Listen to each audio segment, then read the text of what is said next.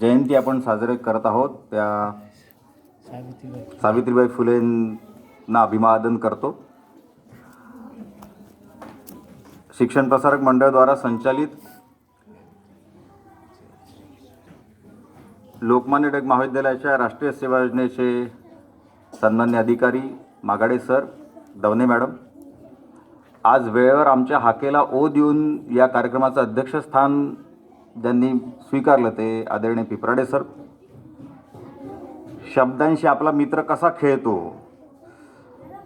हे बघण्यासाठी ज्यांची शब्दांवर मास्टरी आहे असं बघायला आलेले माझ्या परममित्र डॉक्टर स्वानंद पुंड आणि लोकमान्य टिळक महाविद्यालयाच्या सर्व स्वयंसेवक मित्रमैत्रिणींनो आणि या सर्व बालगोपाल मंडळींनो आणि त्यांची देखरेख करणाऱ्या आदरणीय देरकर मॅडमसुद्धा. मागाडे सरांनी मला संपर्क साधला आणि त्यांनी मला विचारलं, सर आपण मार्गदर्शन कराल का? म्हणलं जरूर करू. म्हणजे आपला विषय काय असेल? त्याला शब्द शब्द आणि शब्द असा विषय टाका. सर हाच टाकू? म्हण हो हाच टाका. त्यांना थोडासा आश्चर्य वाटला, असा कसा काय विषय? एवढा हाच टाका विषय, काय हरकत नाही. पाहूत आपल्याला शब्दांची मदत घेऊन किती वेळ बोलता येतं. म्हणून मी माझी परीक्षा घ्यायचं ठरवलं आणि तो विषय मागाडे सरांना दिला. बंधू भगिनींनो, आपण लहानपणापासून बोलत आलो. तुम्ही सगळेजण बोलता ना? कसे बोलता? माझा प्रश्न आहे बा तुम्हाला. माझ्या एका विद्यार्थ्यांनी पूर्ण सर उत्तर दिलं होतं वर्गामध्ये. आणि काय प्रश्न आहे सर? म्हणे आपण तोंडाने बोलतो. म्हणलं हो बरोबर एकदम. त्याला म्हटलं अरे संवाद कसा साधतो? मग त्यांनी उत्तर दिलं, नाही म्हणे सर म्हणे शब्दांनी संवाद साधतो. या प्रसंगी मला संत कबीरांचा एक दोहा आठवतो. शब्द शब्द काहे कहे, शब्द के हाथ न पाव. शब्द शब्द काहे कहे, शब्द के हाथ न पाव. एक शब्द मरहम करे तो दूजा करे घाव.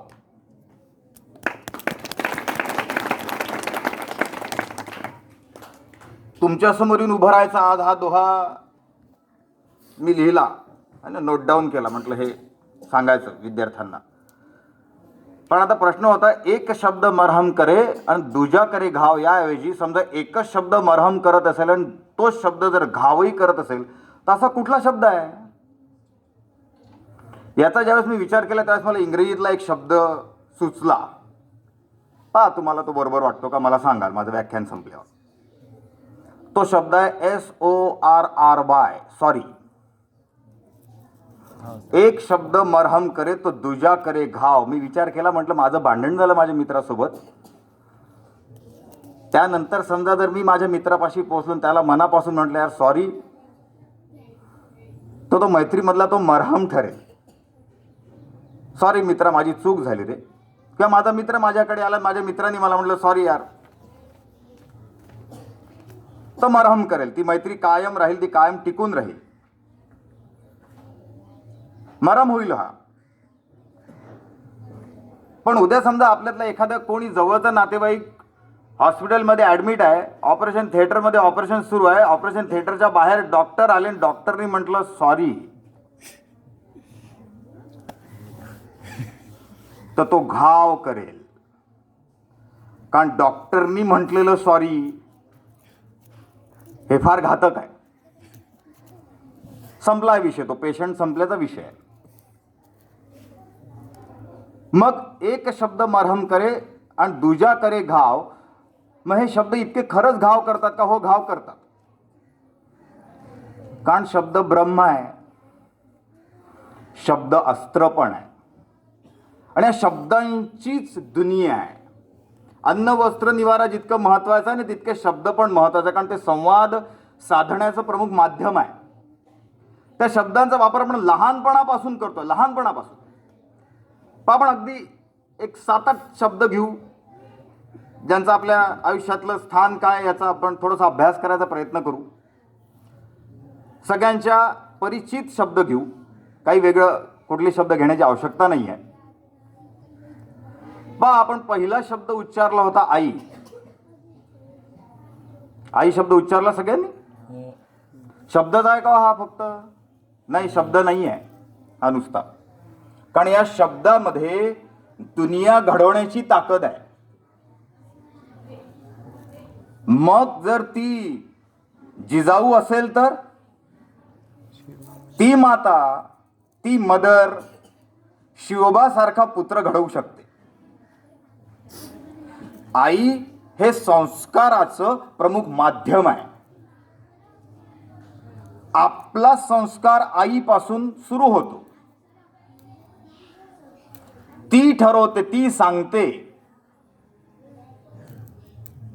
तेव्हा त्या झोपाळ्यामध्ये असलेलो आपण संस्कारक्षम बनायला सुरुवात होते.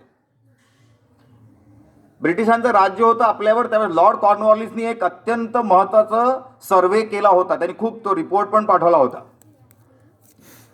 काय लिहिलं होतं त्यांनी रिपोर्टमध्ये? ब्रिटिशांना एक कळेच ना, राष्ट्रभक्ती आली कुठून? जो उठतो तो मुलगा, जो उठतो तो मुलगी, प्रत्येक घराघरामध्ये राष्ट्रभक्त कसे काय निर्माण व्हायला लागले?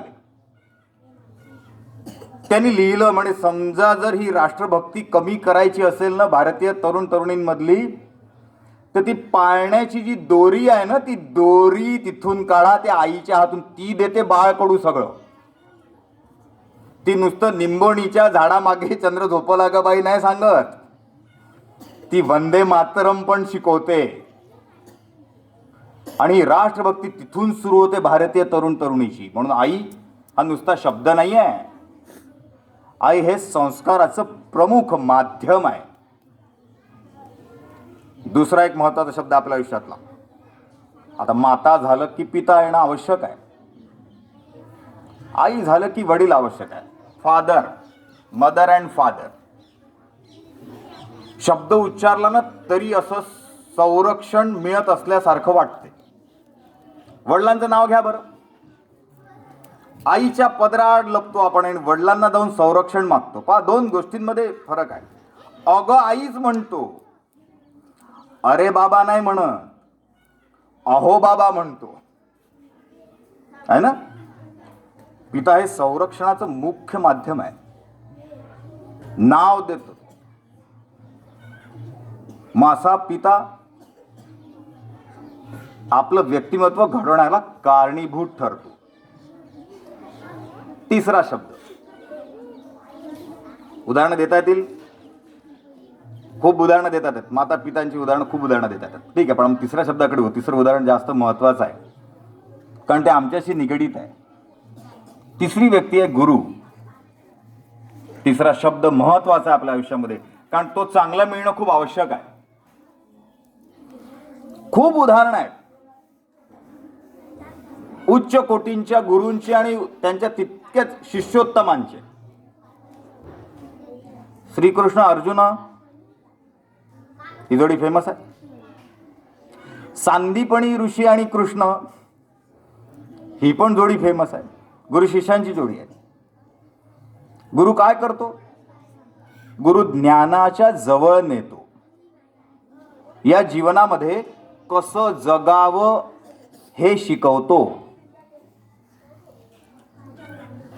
जे ज्ञान मला घरी बसून मिळू शकत नाही, ते ज्ञान मी माझ्या शाळेमध्ये येऊन, मी माझ्या विद्यालयामध्ये येऊन, मी माझ्या महाविद्यालयामध्ये येऊन ज्यांच्याकडून प्राप्त करतो, जो मला ज्ञानाच्या जवळ नेतो, अंधकारापासून दूर नेतो, असा तो तिसरा महत्वाचा शब्द आपल्या आयुष्यातला. अत्यंत महत्वाचा शब्द. गुरु अजून काय करू शकतो? काय किमया असू शकते? तुम्ही एकलव्याची कथा ऐकली आहे कधी की नाही मला माहिती नाही, पण अर्जुन सर्वश्रेष्ठ धनुर्धर म्हणून जगन्मान्य आहे. त्याच्या इतकाच तोडीचा, त्याच्यापेक्षा श्रेष्ठ म्हणणार नाही, पण त्याच्या इतकाच तोडीचा दुसरा धनुर्धर या जगामध्ये होऊन गेलाय, एकलव्याचा. गुरु समोर नसताना गुरुची प्रतिमा तयार करून एक श्रेष्ठ धनुर्धर म्हणून तो उदयास आलेला आहे. मग तो समोर फिजिकली प्रेझेंट नसताना सुद्धा गुरु मार्गदर्शक कसा ठरू शकतो हे एकलव्याच्या उदाहरणावरून आपल्याला लक्षात येतं. म्हणून हा तिसरा शब्द अत्यंत महत्वाचा आहे, अत्यंत महत्वाचा आहे. चौथा अजून एक महत्वाचा शब्द आहे मित्र. खूप आवडीचा शब्द आहे आपल्या. वो मेरा फास्ट फ्रेंड है की नाही? फास्ट फ्रेंड है म्हणजे काय हे तुम्ही नंतर तुमच्या जनरेशनने आम्हाला समजावून सांगावं, आमच्या जनरेशनला. पण फास्ट फ्रेंड आहे, मित्र कसा असावा? जर आपला मित्र संकटात सापडला तर पुढचा कुठलाही विचार न करता त्या धर्मयुद्धात उडी घेऊन आपल्या मित्राचं संरक्षण करणाऱ्या श्रीकृष्णासारखा असावा. नाही तर आपला मित्र चुकला आहे हे माहिती असताना सुद्धा एकदा मित्र मानलं ना, मग त्याच्या गुणदोषांसकट त्याला स्वीकारलं ना,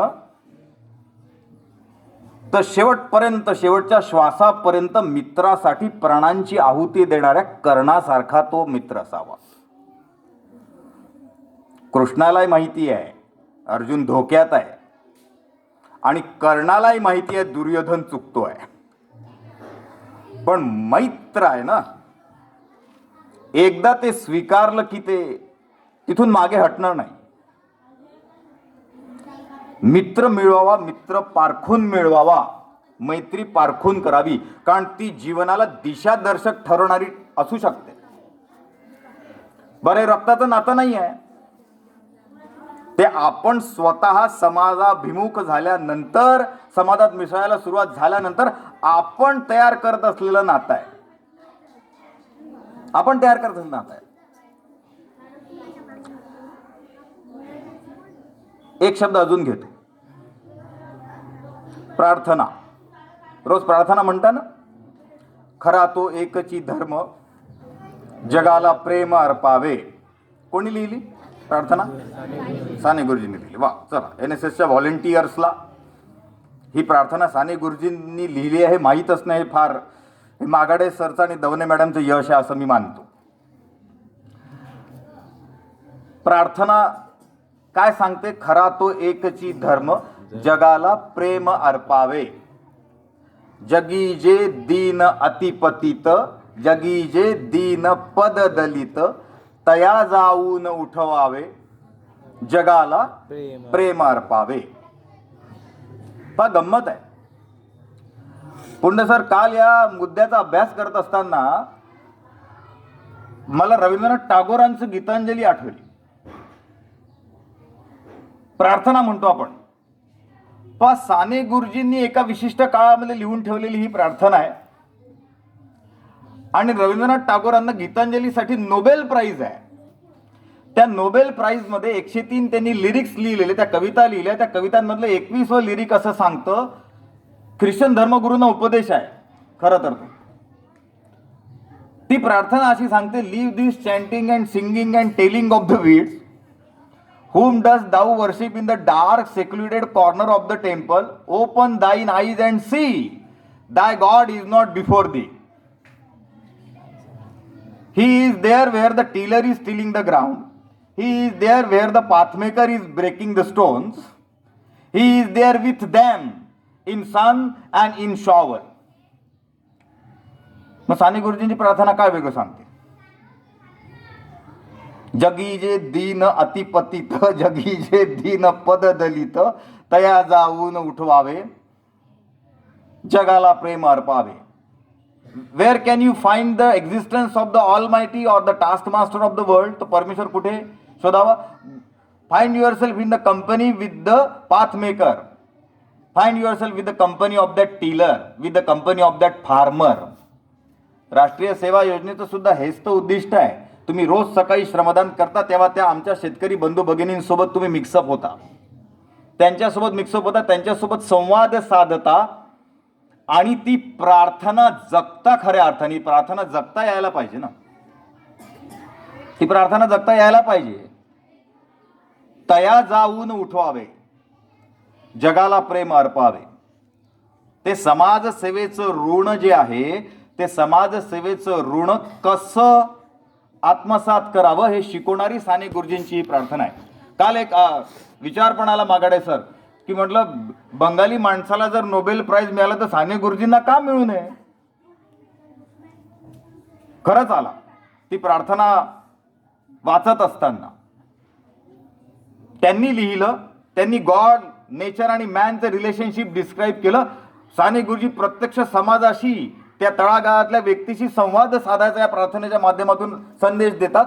याही व्यक्तीला समजा जर महाराष्ट्रीयन माणसाला समजा जर नोबेल मिळालं तर अत्यंत आनंदाचा विषय होईल भविष्यात. कारण त्यांची प्रार्थना ही भारतभर प्रत्येक NSS युनिटचा प्रत्येक व्हॉलेंटियर म्हणत असतो आणि जगत असतो. म्हणून हाही एक महत्वाचा शब्द आहे. थोडंसं जरा शब्दांपासून एक एक शब्द घेऊन बोलण्यापेक्षा अजून एक गोष्ट सांगतो. पहा शब्द कसा आहे, शब्दांचं संदर्भ आणि शब्दांची सापेक्षता ही सतत बदलती असते. संदर्भ बदलतो, वेगळ्या संदर्भात जर वापरला तर शब्दांचा अर्थ वेगळा होतो. मी उदाहरण देतो तुम्हाला. आई आपल्या मुलाला कडेवर घेऊन चालली आहे. आई आपल्या मुलाला कडेवर घेऊन चालली आहे. आता या कडेवर हा जो शब्द आहे ना, या कडेवरच्या त्या ड अक्षराच्या ऐवजी समजा जर ल अक्षर चुकून उच्चारल्या गेलं, कडेवरचं कलेवर झालं, तो वाक्याचा अर्थ बदलतो. कारण कलेवर असं उच्चारलं तर कलेवर म्हणजे मृत शरीर होतं, त्या वाक्याचा अर्थ बदलतो. शब्दाचा अर्थ बदलला की वाक्याचा अर्थ बदलतो. एकच शब्द समजा जर आपण वेगवेगळ्या कॉन्टेक्स्टमध्ये वापरला तर त्या शब्दाची सापेक्षता बदलते. पहा कशी बदलते. आपण सगळेजण लहान होतो, तुम्ही शाळांमध्ये जायचे, मस्त मजा करायचे, सुट्टीच्या वेळेत पीटीचा पिरियड राहायचा, मस्त खेळायचे. आता कॉलेजमध्ये पीटीचा पिरियड वगैरे काही भानगड राहिली नाही आहे. शाळेमध्ये मात्र पीटीचा पिरियड होता. पीटीचा पिरियडमध्ये मस्त खेळायचे. तुम्ही आता बोलताना वापरता गेले ते दिवस, गेले ते दिवस. आता काही मजा राहिली नाही. आता जो येतं सकाळी 5:30 वाजता मागडे सर शिट्टी फुकतात, करा व्यायाम, करा चिंतन. दवणे मॅडम म्हणतात नाही नाही असं नाही, नाश्ता भेटणार नाही, पहिले व्यायाम करा. ना गेले ते दिवस, गेले ते दिवस. हाच शब्द प्रयोग समजा जर एखादी नवविवाहिता जर गोड बातमी देत असेल आणि तिच्या बाबतीत जर बोलायचं झालं तर शब्द प्रयोग कसा होतं, तिला दिवस गेले. दिवस शब्दाची सापेक्षताच बदलून जाते. नुसतं शब्दाची, नुसतं वाक्याची सापेक्षता बदलते का? नाही, पूर्ण कथेची पण सापेक्षता बदलू शकते. पूर्ण कथेची सापेक्षता बदलते. कथा सांगतो तुम्हाला. बच्चा कंपनी बसलेली आहे, त्यांना थोडंसं जरा नाही नाही जाऊ द्या सर, आपली ताकद पाहिजे ना त्यांना शांत करण्याची. बच्चा कंपनी बसले, त्यांच्यासाठी काहीतरी सांगितलं पाहिजे ना. मग कथा सांगतो तुम्हाला. पहा, एकदा एका राज्यामध्ये राजाने दिवंडी पिटवली, अनाउन्समेंट केली, म्हणे जो मला कधी न संपणारी कथा सांगेल त्याला मी माझं अर्ध राज्य बक्षीस देईल. कधी न संपणारी कथा पाहिजे. खूप मोठमोठे विद्वान पंडित आले, त्यांनी खूप प्रयत्न केले, पराभव स्वीकारून परत गेले. राजाने डिक्लेअर केलं, म्हणे आज 3 जानेवारी 2020ला संध्याकाळी 5 वाजेपर्यंत न संपणारी कथा जो सांगेल त्याला मी अर्ध राज्य बक्षीस देईल. एक गरीब माणूस दरवाजापाशी आला राजवाड्याच्या. राजा म्हणे मी तुझं आव्हान स्वीकारतो. म्हणे माझी पण एक अट आहे. तुझी अट आहे ना न संपणारी कथा सांगायची? म्हणे माझी पण एक आहे. माझी जोपर्यंत कथा संपणार नाही तोपर्यंत तुही जागेवरून उठायचं नाही, मी जागेवरून उठणार नाही. राजाने पुष्कळ पाहिले होते. राजा म्हणे मान्य तुझी अट. झालं, सुरू झाली कथा. तो व्यक्ती आणि राजा एकमेकांच्या समोर बसले. त्यांनी कथा सांगायला सुरुवात केली. म्हणे राजा तुझ्या राजवाड्यामध्ये धान्याचं कोठार आहे? राजा म्हणे हो. त्या धान्याच्या कोठारामध्ये 100 किलो ज्वारीचं पोत आहे? राजा म्हणे हो आहे. त्या 100 किलो ज्वारीच्या पोताला एक छोटंसं छिद्र आहे असं समज म्हणे. राजा म्हणे समजलो. त्या धान्याच्या कोठाराला वर एक झुडूप आहे ना, छोटीशी खिडकी आहे, झरोका आहे. म्हणे आहे. म्हणे राजा असं समज, एक चिमणी त्या झरोक्यातून आली, एकच दाणा टिपला आणि भुरकन उडून गेली. राजा म्हणे मग मग म्हणे राजा, दुसरी चिमणी आली, दुसरा दाणा टिपला, भुरकन उडून गेली. मग मग तिसरी चिमणी आली, तिसरा दाणा टिपला, भुरकन उडून गेली. मग चौथी चिमणी आली, चौथा दाणा टिपला, भुरकन उडून गेली. मग मग काय नाही म्हणे राजा, पाचवी चिमणी आली, पाचवा दाणा टिपला, भुरकन उडून गेली. मग मग सहावी आली. राजाने पुष्कळ 150-200 चिमण्या येऊ दिल्या. राजाला लक्षात आलं, रे बापरे, 100 किलोचं ज्वारीचं पोत आहे. ज्वारीचे दाणे किती असतील कोणीच काउंट करू शकत नाही, स्पेसिफिक आकडा सांगू शकत नाही. 100 किलो ज्वारीच्या पोत्यात इतके नंबर ऑफ ज्वारीचे दाणे असतील. राजाला लक्षात आलं, 144वी चिमणी आली, 144वा दाणा टिपला, भुरकन उडून गेली. मग काय, मग 145वी आली, 145वा दाणा टिपला, भुरकन उडून गेली. राजाला लक्षात आलं, याची कथा संपणार नाही, कारण ज्वारीचे दाणे संपणार नाहीत आणि चिमणीचं येणं पण संपणार नाही. राजाने आपला पराभव मान्य केला आणि अर्धराज्य बक्षीस दिलं. पाक कथा म्हणून छान वाटली. चला आता तुम्हाला थोडंसं सिरियस करून टाकू. आता ते 100 किलो, पहा त्याची सापेक्षता कशी बदलते पूर्ण कथेची. आता त्या 100 किलो ज्वारीच्या पोत्याला आपलं आयुष्य समजा. 100 किलो ज्वारीच्या पोत्याला आपलं आयुष्य समजा. त्या ज्वारीच्या दाण्याला आपल्या आयुष्यात येणारा आणि जाणारा दिवस समजा. आणि ती जी चिमणी येत आहे ना, ती चिमणीला काळ समजा. एक चिमणी आली, एकच दाणा टिपला, भुरकन निघून गेली. काळ आला, तो रोज येतो, एकच दाणा टिपतो आणि भुरकन उडून जातो. तो रोज येतोय, रोज एक एक दिवस आपल्या आयुष्यातला बरोबर टिपून नेतोय आणि भुरकन उडून जातोय आपल्याही नकळत. बर्थडे साजरे करताना तुम्ही पहा कथेची सापेक्षता कशी बदलते. किती वर्षाचे झाले तुम्हाला पत्ता पण लागला नाही. आत्ता तर छोटेसे होतं ना, mewling and puking baby in the nurse's arm, आणि त्या नर्सच्या हातात तो होतो, आत्ता होतो. 20-22 वर्षापूर्वी कसे गेले 22 वर्ष 20 वर्ष पत्ताच नाही लागला.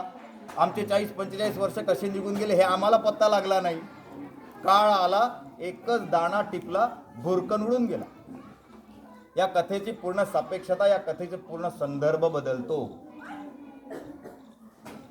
शब्द जबरदस्त अस्त्र आहे, तलवारीपेक्षा घातक. त्याचा वापर अत्यंत सांभाळून करावा लागतो. जर तो केला नाही तर खूप मोठा उठाव होऊ शकतो. शब्द राष्ट्रभक्ती जागृत करण्याचं पण माध्यम आहे. मोहनदास करमचंद गांधींनी ती करून दाखवली होती. पण 1942 मध्ये 2 शब्द वापरले होते गांधीजींनी. 1942 मध्ये 2 शब्द वापरले होते गांधीजींनी. कोणते शब्द होते ते? चले जाओ. काय आहे शब्दामध्ये? चले जाओ म्हटलं भारतीयांना नाही, चले जाओ म्हटलं ब्रिटिशांना. अत्यंत अहिंसक मार्गाने केलेलं ते आंदोलन आहे. या 2 शब्दांच्या भरोशावर, 2 शब्दांच्या भरोशावर भारतातल्या प्रत्येक राष्ट्रभक्ताच्या मनामध्ये त्या राष्ट्रभक्तीचं स्फुल्लिंग चेतवण्याचं काम या 2 शब्दांनी केलं. ब्रिटिशांना भारत सोडून जावा लागला, भारत सोडून जावा लागला. अत्यंत प्रखर आहे. त्याच्यामुळे शब्दांचा वापर अत्यंत सांभाळूनपणे केला पाहिजे. एक शब्द अजून इथं उभं झाल्यावर आठवला म्हणून त्याचा उल्लेख करतो मी. खूप जोरदार शब्द आहे, जगभर प्रसिद्ध आहे. जगभर प्रसिद्ध आहे. शब्द आहे राम. शब्द आहे राम. त्याचा 13 अक्षरी मंत्र पण आहे. सगळ्यांना तो माहिती आहे. श्रीराम जय राम जय जय राम. काय ताकद आहे शब्दाची? या शब्दांनी एका मारेकऱ्याला महर्षी पदावर नेऊन सोडलेला आहे. शब्दांची ताकद किती आहे? एक मारेकरी महर्षी होऊ शकतो एवढी मोठी ताकद आहे. नामस्मरण केलं तर काय मॅजिक होऊ शकते, काय जादू होऊ शकते, याचं उत्तम उदाहरण महर्षी वाल्मिकांच्या आयुष्यातलं आहे. राम पण म्हणता येत नव्हतं, म्हणून सद्गुरूंनी सल्ला दिला, म्हणे उलट म्हण. नाही राम म्हणतायत तर मरा म्हण. मग त्यांनी म्हणायला सुरुवात केली, मरा मरा मरा मरा राम राम राम राम राम राम राम.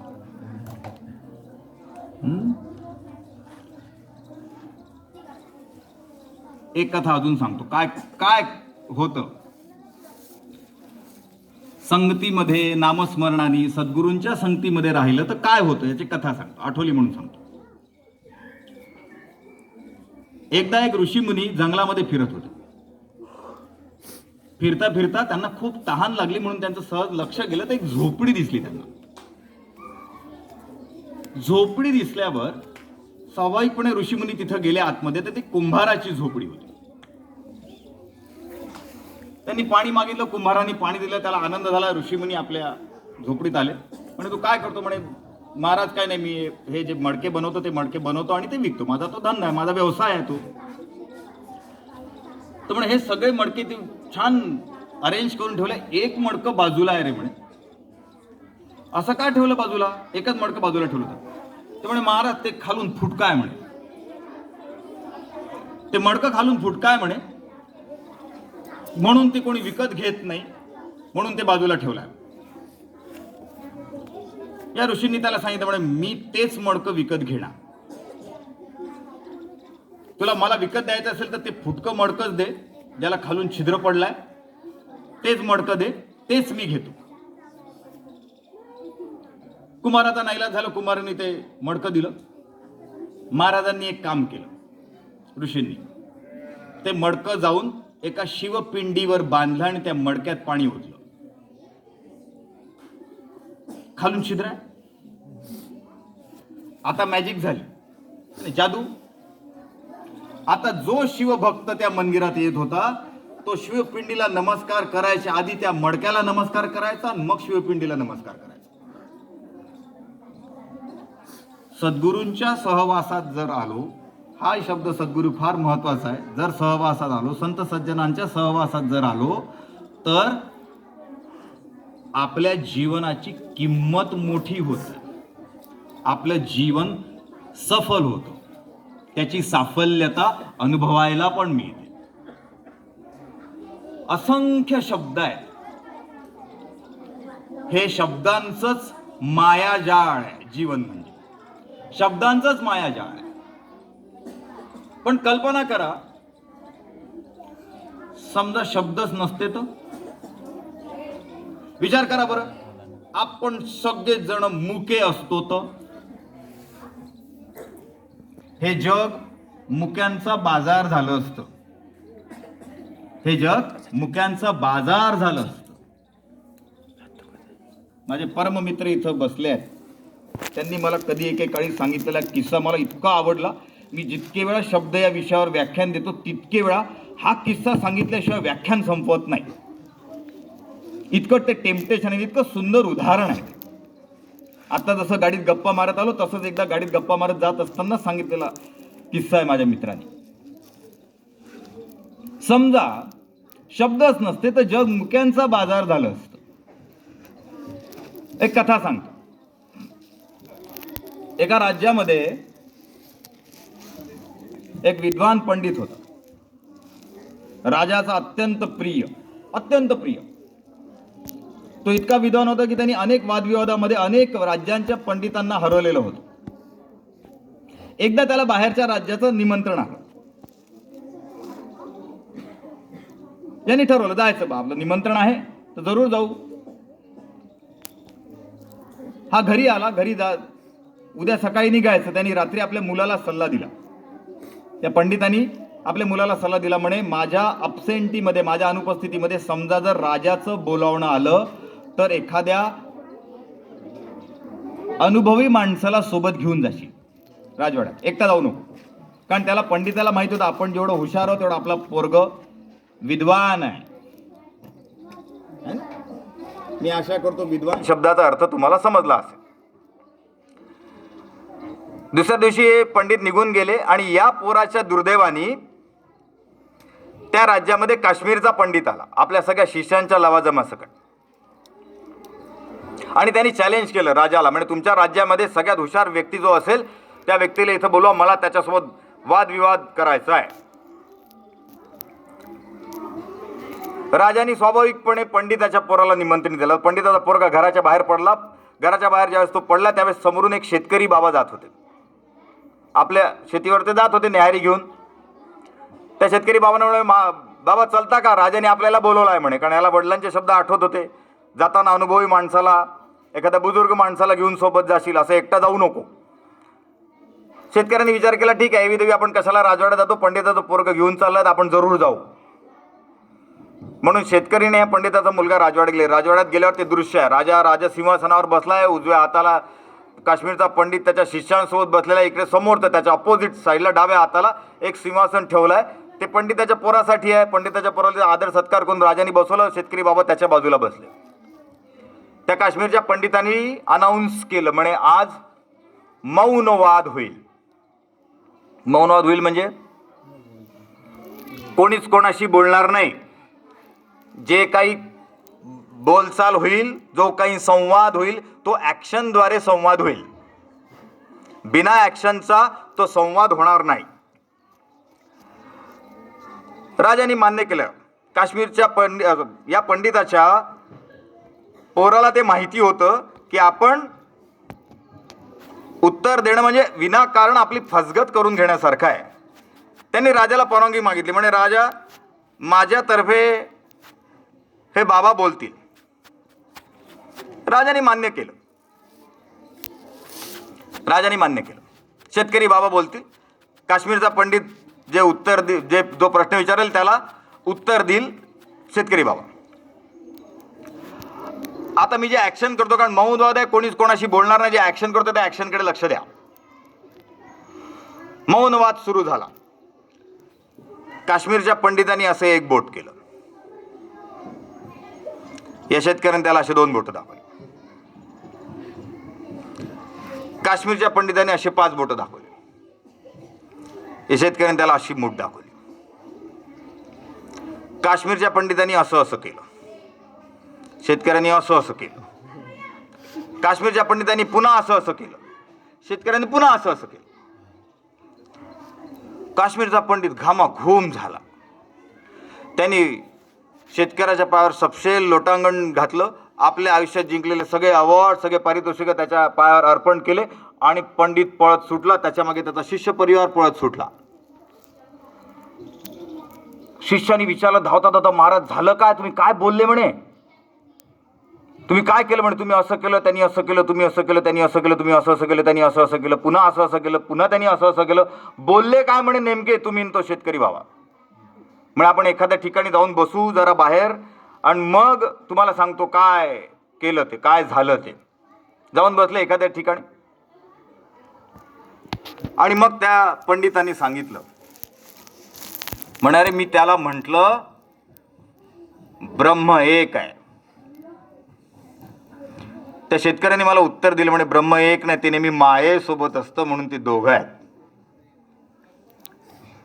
मी त्याला म्हटलं, म्हणे जग हे पंचमहाभूतांपासून बनलेलं आहे, पृथ्वी आप तेज वायू आकाश. त्यांनी मला उत्तर दिलं, म्हणे नाही तसं नाही, हे 5ही तत्व ज्यावेळेस एकत्र येतात त्यावेळेस जगाची निर्मिती होते, सेपरेट सेपरेट नाही. मी त्याला प्रश्न विचारला, म्हणे जगामध्ये समुद्र किती आहेत. त्यांनी असं असं केलं, म्हणे भाकरीकडे बोट दाखवलं, म्हणे 7 भाकरी होत्या, 7 समुद्र आहेत. मी त्याला दुसरा प्रश्न विचारला, म्हणे अध्यात्मशास्त्रानुसार मोठा समुद्र कोणता. त्यांनी त्यावर दह्याची वाटी होती, त्या दह्याकडे बोट दाखवलं, म्हणे दधी समुद्र. तर ज्या राज्यातला शेतकरी एवढा हुशार, तर ते पंडिताचं पोरग केवढं हुशार असेल आणि तो पंडित काय असेल. म्हणून मी माझा पराभव मान्य केला आणि पळत सुटलो म्हणे. कथा संपली नाही इथे, उत्तरार्ध बाकी आहे. तर जसं इकडे समजलं नाही तसं तिकडे पण समजलं नाही. राजवाड्यात पण कोणाला समजलं नाही. राजानी पंडिताच्या पोराला विचारलं म्हणे, महाराज हे काय आहे? 1 बोट, ते 2 बोट, हे 5 बोट, हे पुन्हा मूठ, हे असं काय काय झालं म्हणे. पंडिताच्या पोराला समजलं नव्हतं. तर म्हणे, उत्तर कोणी दिले महाराज? म्हणे शेतकरी बाबांनी. म्हणे त्यांना विचारा. बोललो कोण? ते बोलले तर ते सांगतील म्हणे उत्तर. शेतकऱ्याला विचार म्हणे, शेतकरी बाबा काय झालं, काय बोलले? तो म्हणे, महाराज काश्मीरचा पंडित खूप विद्वान होता म्हणे. त्यांनी मला म्हटलं म्हणे, मी तुला एक मारील. मी त्याला उत्तर दिलं म्हणे, मी तू मला एक मारशील तर मी तुला 2 मारील. त्यांनी मला म्हटलं म्हणे, मी तुला अशी झापड मारील. मी त्याला उत्तर दिलं म्हणे, तू अशी झापड मारशील तर मी तुला अशी बुक्की मारील. त्यांनी मला पुन्हा प्रश्न विचारला म्हणे, महाराज तू कशाच्या भरोशावर बोलतो? मी त्याला उत्तर दिलं म्हणे, भाकरीच्या भरोशावर बोलतो. त्यांनी मला पुन्हा प्रश्न विचारला म्हणे, भाकर कशाशी खातो? तर दह्याशी खातो. पहा, मौनवाद याच्यासाठी सांगितलं तुम्हाला की जर संवादचं जे माध्यम आहे शब्द, ते शब्द समजा जर अनुपस्थित असले तर संवादाची दिशा भरकटू शकते आणि एकाच परिस्थितीचा विचार 2 व्यक्ती वेगवेगळ्या पद्धतीने करू शकतात. मला काल पुंड सरांनी सांगितलं होतं, म्हणजे तुम्ही काय बोलणार हे ऐकायला मी नक्की येणार. मी कालपासून विचार करत होतो, कालपासून 2-3दा त्यांना म्हणालो पण. म्हटलं सर काहीतरी थोडंसं तरी नवीन द्यावं असं एक इच्छा आहे. शोधत होतो ना, हे खूप सुंदर माध्यम आहे. आणि सर मला लघुकथा आढळल्या. शब्दांचा जर योग्य वापर केला ना, तर कमी शब्दांचा वापर करून सुंदर भावार्थ आणि गुढार्थ असणाऱ्या सुंदर लघुकथा सुद्धा लिहिता येतात. हे पण शब्दांचं एक सामर्थ्य आहे. छोट्याच लघु कथा आहे, 2-2 ओळींच्या, काही तर अक्षरशः एका ओळीच्या आहेत. सर बसलेले आहेत इथं. सूत्रसंचालन करताना पण वापर करता येऊ शकतो त्या कथांचा, हे मला माहिती आहे. याची मला जाणीव आहे. म्हणून त्या लघुकथा तुमच्यासमोर प्रस्तुत करतो आणि नंतर माझं मनोगत संपविल मी. 17-18 लघुकथा आहेत, त्यांचा उल्लेख करतो, सगळ्यांचाच उल्लेख करतो. फार सुंदर आहेत. पाठ आवडतात का? शब्दांचा काय किमया असते शब्दांची. आयुष्य संथ झालं म्हणून तक्रार करत होतो, तेव्हा मैलाचा दगड भेटला आणि मला म्हणाला, मी स्थिर आहे म्हणून लोकांना त्याची गती मोजता येते रे. मैलाचा दगडबाज झाला, एवढीच कथा आहे. मी स्थिर आहे म्हणून लोकांना त्याची गती मोजता येते रे. पहा काय भावार्थ आहे, काय भावार्थ आहे. मला इतक्या भावल्या या सगळ्या कथा. मी एक कथा सांगतो. माझ्या एका दुसरी कथा. माझ्या एका सत्कार समारंभात मला आकाश भेटलं. कानात कुजबुजत म्हणालं, एवढ्यात शेफारलास? अरे जी मोजता येत नाही ती खरी उंची. वा, मला फारच आवडलं हे. आपण फार शेफारून जातो नाही. एवढूस मिळालं मला आज NSS मध्ये वक्ता म्हणून बोलावलं. कॉलर टाईट NSSची आहे ना, शेफारून जातो आपण. आकाश मला भेटला आणि कुजबुजत म्हणाला, अरे जी मोजता येत नाही ती खरी उंची. तिसरी, कुठलीही गोष्ट हसण्यावरी नेतो म्हणून मी माझ्या मित्रावर रागवलो. तो मला समुद्रकिनारी घेऊन गेला आणि त्याने मला विचारलं, या समुद्राची खोली किती असू शकते असेल हे सांगू शकशील? तेव्हापासून मी मत नाही बनवत कोणाबद्दल. काय जादू आहे शब्दांची. काय मेसेजेस आहेत, काय भावार्थ आहेत, आपण समजून घेतलं तर खूप मोठा भावार्थ या सगळ्या कथांमध्ये आहे. चौथी कथा. मला वाटलं कठीण हृदयाच्या माणसांना सौंदर्य कसं समजणार, तेवढ्यात एक हिरा लुकलुकला आणि म्हणाला, वेडा रे वेडा.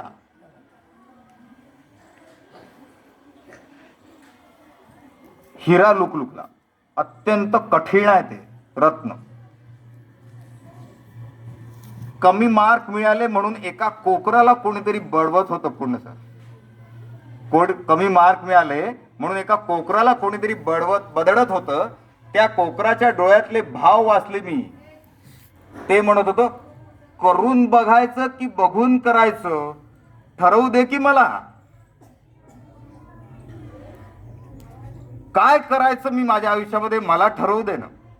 ते कोकरू बदडणाऱ्या माणसाला म्हणत होतं. एका वाढदिवसाला पूर्ण सर ही कथा, मागाडे सर ही कथा, दवणे मॅडम ही कथा, पिपराडे सर ही कथा एकाच ओळीची आहे, मला खूपच आवडली. एका वाढदिवसाला मला आयुष्याने विचारलं, का रे जगलास किती दिवस? काय शब्द आहेत हो, काय शब्द आहेत. बर्थडे सेलिब्रेट करतो ना, हॅपी बर्थडे टू यू आहे ना. भयानक काय विषय वर्गात बोलत असतो मी. त्याची पद्धती पाश्चिमात्य आपण स्वीकारली आहे, अत्यंत दुर्दैवी गोष्ट आहे. कारण आपली पद्धत निरांजन हातात घेऊन दीप प्रज्वलित करून नंतर ओवाळण्याची पद्धत आहे. या दिव्या समान तुझं पुढील आयुष्य तेजोमय हो असा संस्कार सांगणारी आपली संस्कृती आपण फू फू फू फू करून सगळं फुंकून टाकतो. हॅपी बर्थडे टू यू आणि जाऊ द्या, वाढदिवसाचा विषय आला म्हणून आठवलं. एक अजून मैत्रीवरची कथा खूपच आवडली पूर्ण सर, मला फारच आवडली. वन ऑफ द फेवरेट असं म्हणायला काय हरकत नाही. या 18 प्रेताने सरणावरच्या लाकडांना विचारलं, माझ्याबरोबर तुम्ही का जळताय? मी रिपीट करतो. प्रेताने सरणावरच्या लाकडांना विचारलं, माझ्याबरोबर तुम्ही का जळताय? लाकडं म्हणाली, मैत्री म्हणजे काय ते कळलं नाही रे तुला अजून. काय मैत्रीवर समजा जर अभ्यास करायचा झाला तर हे अप्रतिम अशी लघुकथा आहे.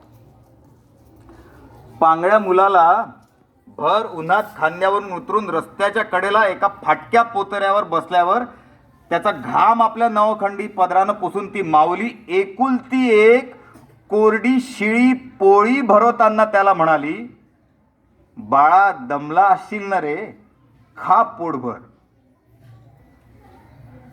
अरे डोळ्यात पाणी आणणारी कथा आहे. जर तुम्ही संवेदनशील असाल, जर तुमचं मन संवेदनशील असेल तर डोळ्यात पाणी आणणारी ही लघुकथा निश्चित आहे. माणसाने देवाला विचारलं, संकट का पाठवतोस? देव म्हणाला, माणसाला होणाऱ्या माझ्या विस्मरणावरचं ते एकमात्र औषध आहे. माझं विस्मरणच होते ना, आपण देवालाच विसरतो. अजून एक सुंदर कथा आहे. विश्वास या शब्दात श्वास का आहे? विश्वास या शब्दात श्वास का आहे? कारण दोन्ही एकदा तुटले की संपतं सगळं. विश्वास तुटला की संपतं, श्वास संपला की संपतंच सगळं. दरवेशाचं माकडाशी वागणं बघून मला माकडाची दया आली. दरवेशाचं माकडाशी वागणं बघून मला माकडाची दया आली. माझ्या मनाचा मला लगेच प्रश्न, माकडाची येते पण माझी नाही येत का दया तुला? माझ्या मनाचा मला लगेच प्रश्न आला, माकडाची येते पण माझी नाही येत का दया तुला? त्यावर माझा मनाला प्रतिप्रश्न, माकडानं दरवेशाला खेळवताना पाहिलंय का कधी? जीवनातल्या संघर्षाचा उल्लेख अधोरेखित करणारी पण कथा आहे. एक एक कथा घेऊन व्याख्यान देता येऊ शकतं. पुंड सर सारखा बघता असला तर यातल्या एकेका कथेवर व्याख्यान देईल, याची मला खात्री आहे. नाती का जपायची? नाती का जपायची? रेशमाच्या धाग्याचा गुंता सोडून पहा एकदा. तो सोडता येत नाही ना, म्हणून ती जपायची. आठवणींची अजून एक कथा. आठवणींची एक गंमत आहे. त्याच्यात गुंतून राहिल्यात तर नवीन निर्माण होत नाही. त्याच्यात गुंतून राहिलात तर नवीन निर्माण होत नाही. एकदा माणूस देवाला म्हणाला, माझा तुझ्यावर अजिबात विश्वास नाही. एकदा माणूस देवाला म्हणाला, माझा तुझ्यावर अजिबात विश्वास नाही. देव म्हणाला, शाबास, माझ्या खूप जवळ पोचलायस तू. गवई एकदा तानपुऱ्याला म्हणाला, तू नसलास तर कसं होईल माझं? तू नसलास तर कसं होईल माझं? तानपुरा म्हणाला, अरे वेड्या, माझी गरज लागू नये हेच तर ध्येय आहे. माझी गरज लागू नये हेच तर ध्येय आहे. विठू माऊलींवर कथा असणार नाही, लघुकथा असणार नाही असं शक्यच नाही. कारण वारकऱ्यांचं ते आराध्य दैवत आहे. विठू माऊली एकदा एकादशीला दमून खाली बसली. मी विठू माऊलीला विचारलं, काय झालं विठू माऊली? विठुराया म्हणाले, अरे पुंडलिकाचा गजर करतात लेकाचे, पण माय पित्यांना एकटं सोडून अजून माझ्याच पायाशी झोंबतायत वेडे कुठले. काय करतोय आपण? पहिलं दैवत माता पिता आहे हे सांगणारी ही लघुकथा आहे. शब्दांच्या माध्यमातून तयार झालेली कथा आहे. एकदा वाटलं म्हणून समुद्रावर गेलो. एकटं वाटलं म्हणून समुद्रावर गेलो. एकदा एकटं वाटलं म्हणून. त्याला विचारलं, कसा राहतोस रे एकटा वर्षानुवर्ष? एकटं वाटलं म्हणून समुद्रावर गेलो. एकदा त्याला विचारलं, कसा राहतोस रे एकटा वर्षानुवर्ष? तो म्हणाला, एकटा कुठला? मीच माझ्यात रमावं म्हणून ईश्वराने लाटा दिल्या आहेत ना मला. मीच माझ्यात रमावं म्हणून ईश्वराने लाटा दिल्या आहेत ना म्हणा. मी समुद्राला विचारलं, म्हणालो, माझं काय रे? माझं काय? तुला एकटं वाटलं तर तुला लाटा दिल्या, माझं काय? तो हसून म्हणाला, अरे नामस्मरणामध्ये आणि माझ्या लाटांमध्ये काहीच साम्य दिसत नाही का रे? ते नाम घ्या ना, तो राम जपान. तो जपला तर तो धर्म जो आहे, जो खरा आहे, जो एकच आहे, ज्या धर्माची संगती आपण मागचे 4 दिवस झाले घेऊन आहोत आणि पुढचे 2 दिवस अजून घेणार आहोत, तो धर्म आपण जपून ती समाजसेवेचे ऋण थोडक्यात फेडण्याचा नक्की आपण प्रयत्न करू शकतो, जर आपण, शेवटचा शब्द वापरतो, खरे स्वयंसेवक असू तर. ही राष्ट्रीय सेवा योजना तुम्हाला त्या स्वयंसेवेची एक संधी उपलब्ध करून देते. तुम्ही सगळे खूप भाग्यवान आहात या कॅम्पमध्ये आलेले. का?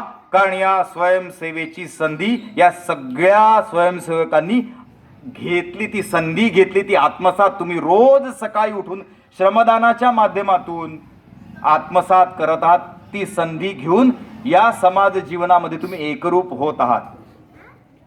एक स्वयंसेवक या नात्याने, राष्ट्रीय सेवा योजनेचा माजी कार्यक्रम अधिकारी या नात्याने, राष्ट्रीय सेवा योजनेचा माजी स्वयंसेवक या नात्याने सुद्धा या आजी स्वयंसेवकांना, या समाजसेवेचं व्रत हाती घेतलेल्या या आजी स्वयंसेवकांना मनपूर्वक शुभेच्छा देतो.